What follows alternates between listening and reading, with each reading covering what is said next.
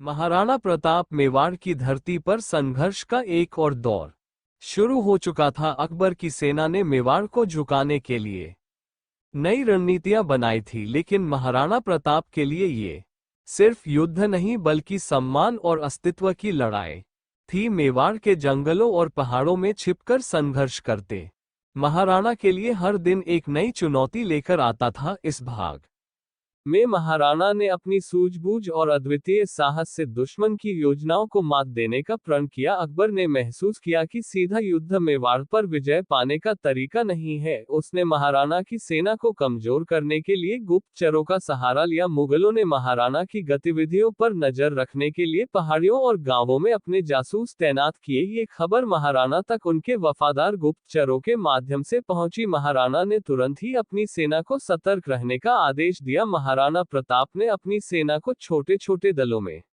बांटने का फैसला किया। ये रणनीति दुश्मन को भ्रमित करने और उनकी चालों को नाकाम करने के लिए थी। उन्होंने अपने सेनापति हाकिम सिंह को एक महत्वपूर्ण जिम्मेदारी सौंपी।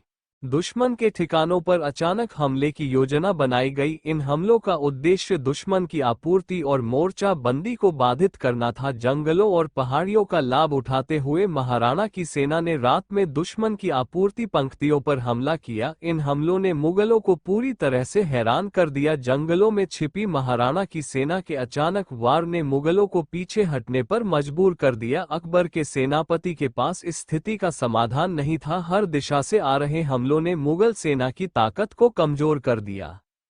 महाराणा ने अपने गुप्तचरों को मुगलों के जासूस की पहचान करने का आदेश दिया। कुछ गांव वाले भी लालच में आकर दुश्मन की मदद कर रहे थे। गुप्तचरों ने इन गद्दारों को पकड़कर महाराणा के सामने पेश किया। इन गद्दारों को खुलेआम दंडित किया गया ताकि अन्य लोग ऐसा करने की हिम्मत ना कर सके। इस कदम ने जनता के मन में महाराणा के प्रति विश्वास को और गहरा कर दिया। महाराणा ने अपनी प्रजा को संबोधित करते हुए कहा, हमारी एकता और साहस ही हमारी सबसे बड़ी ताकत है। उन्होंने सभी ग्रामीणों और सैनिकों से दुश्मन के खिलाफ एकजुट होने का आग्रह किया। महाराणा का ये संदेश पूरे मेवाड़ में तेजी से फैला। हर घर में देशभक्ति और संघर्ष का नया उत्साह जाग उठा। महाराणा ने दुश्मन को मेवाड़ से बाहर खदेड़ने की योजना बनाई। उन्होंने अपनी सेना के साथ मिलकर अकबर की कमजोरियों का अध्ययन किया। दुश्मन की सेना समस्याएं उनकी रणनीति का हिस्सा बनी। महाराणा ने पहाड़ियों से नीचे उतरकर मुगल में अनुशासन की कमी और आपूर्ति की सेना पर बड़ा हमला करने का फैसला किया। ये हमला मेवाड़ की जीत और आत्मसम्मान की बहाली के लिए था। पहाड़ी दरों में छिपकर महाराणा की सेना ने मुगलों पर घात लगाई। ये हमला इतना अप्रत्याशित था कि दुश्मन सेना संभल भी नहीं पाई। राजपूत योद्धाओं ने दुश्मन पर टूट पड़कर उन्हें पीछे हटने पर